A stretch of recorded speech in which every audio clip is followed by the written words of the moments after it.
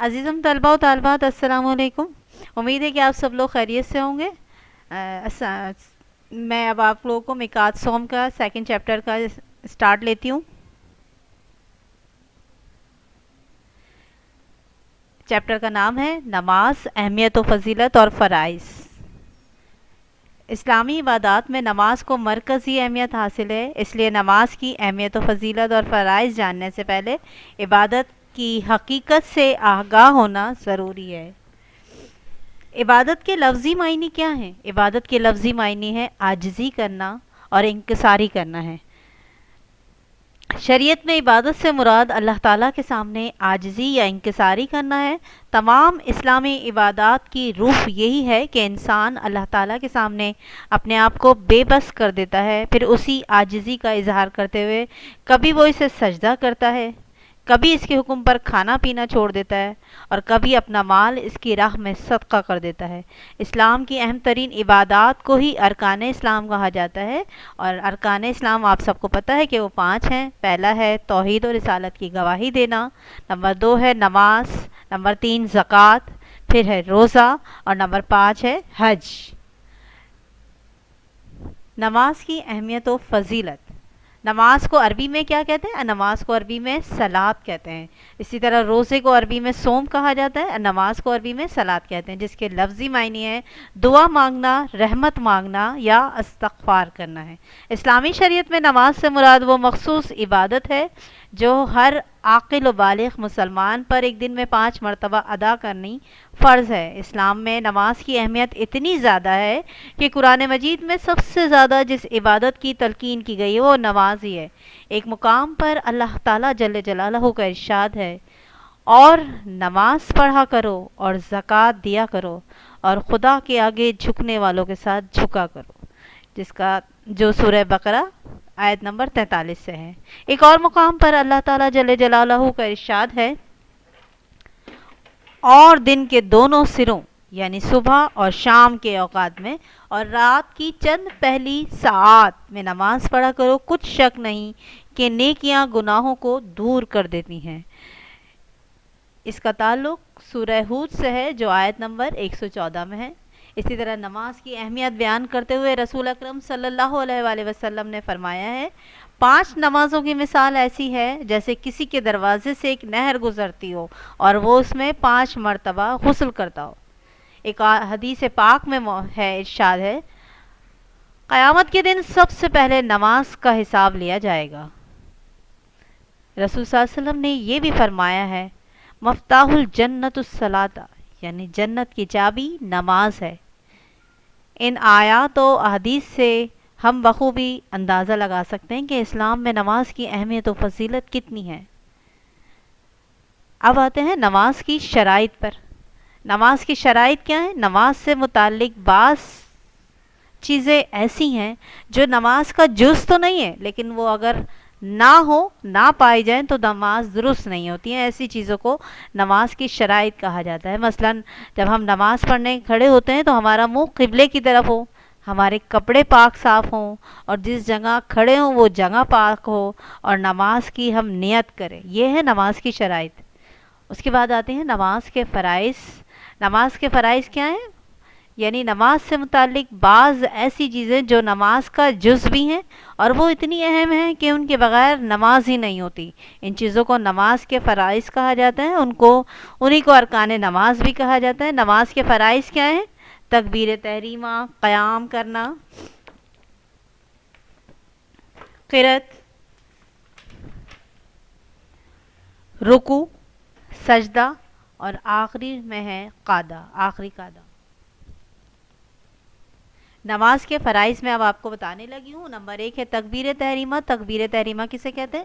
دیکھیں، تکبیر کے لفظی معنی ہے اللہ تعالیٰ کی کبریائی بیان کرنا، اور تحریمہ کے لفظی معنی ہے حرام قرار دینا۔ یعنی تکبیر تحریمہ کا لفظی مفہوم یہ ہوگا کہ وہ تکبیر جس کے کہنے سے نماز کے علاوہ دنیا کے تمام کام حرام ہو جاتے ہیں، اس سے مراد وہ تکبیر جو نماز شروع کرتے وقت کہی جاتی ہے، اور نمازی اللہ اکبر کہتے ہوئے اپنے ہاتھ کانوں تک اٹھا کر باندھ لیتا ہے۔ اس کے بعد دوسرا فرض ہے قیام کرنا. قیام کے معنی ہے، لفظی معنی ہے کھڑا ہونا. اگر کوئی انسان بیمار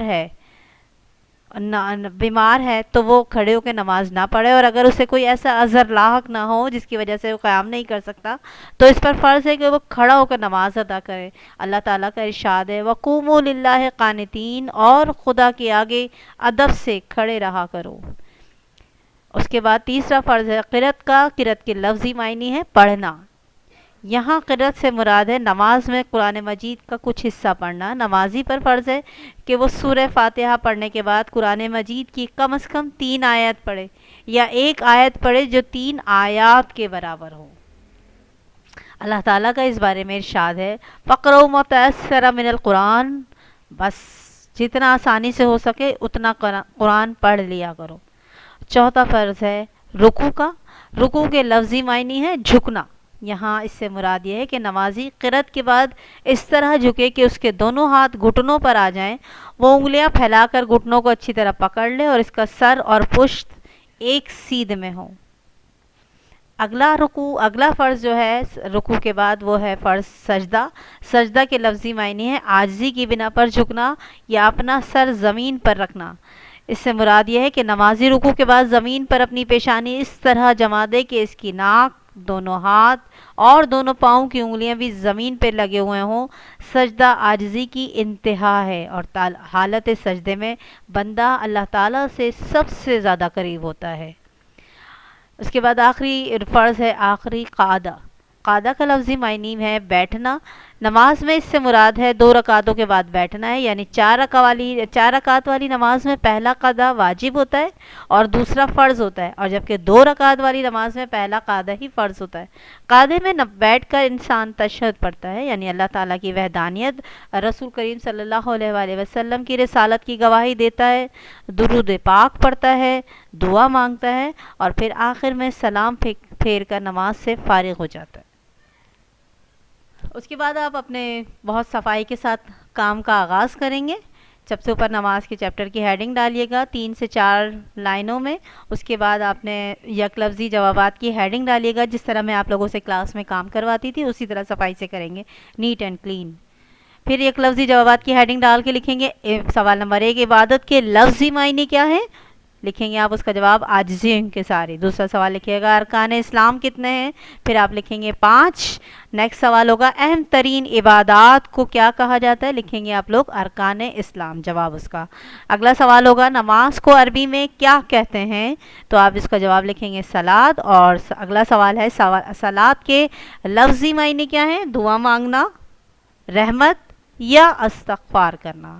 اگلا سوال ہے قیامت کے دن سب سے پہلے کس کا حساب لیا جائے گا، تو آپ لکھیں گے نماز. اور اس کے بعد ہے قیام کے لفظی معنی کیا ہیں، کھڑا ہونا. نیکسٹ سوال ہے اس کا قرآن مجید میں سب سے زیادہ کس عبادت کی تلقین کی گئی ہے، تو آپ لکھیں گے نماز کی. آگے اگلا سوال ہے آپ کے پاس کہ جنت کی کنجی کیا کہلاتی ہے، تو آپ اس میں جواب لکھیں گے نماز کی.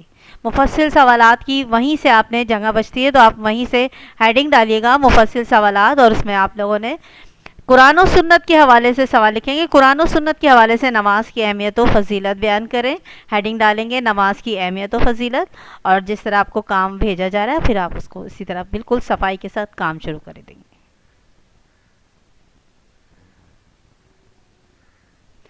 اگلا سوال لکھیں گے آپ نماز کے فرائض پر جامع نوٹ تحریر کریں. تو نماز کے فرائض کی ہیڈنگ ڈال کے آپ لوگوں نے اس سوال کا جواب لکھنا ہے.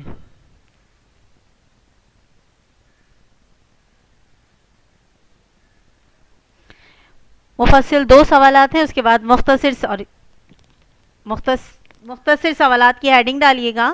اس میں آپ پہلا سوال لکھیں گے عبادت کے لفظی اور شرعی مفہوم بیان کریں، مفہوم کی ہیڈنگ ڈال کے لکھیں گے. پھر اگلا سوال آئے گا آپ کے پاس کہ ارکان اسلام کسے کہا جاتا ہے، نام تحریر کریں، تو وہ لکھیے گا. اگلا سوال ہے فرض اور شرط کا فرق واضح کریں. تو 2 کالم بنا کے آپ لوگ لکھیں گے. جس طرح آپ کے پاس پی ڈی ایف میں کام آیا اسی طرح 2 کالم بنائیے گا. ایک کالم میں فرض کی ہیڈنگ ڈالیے گا، دوسرے میں شرط کی ہیڈنگ ڈال کے لکھیں گے آپ. پھر آخر میں آپ کو خالی جگہ کرنی ہے، جو میں نے آپ کو بھیجی ہے وہ کریں گے. بہت صفائی کے ساتھ کام کیجیے گا.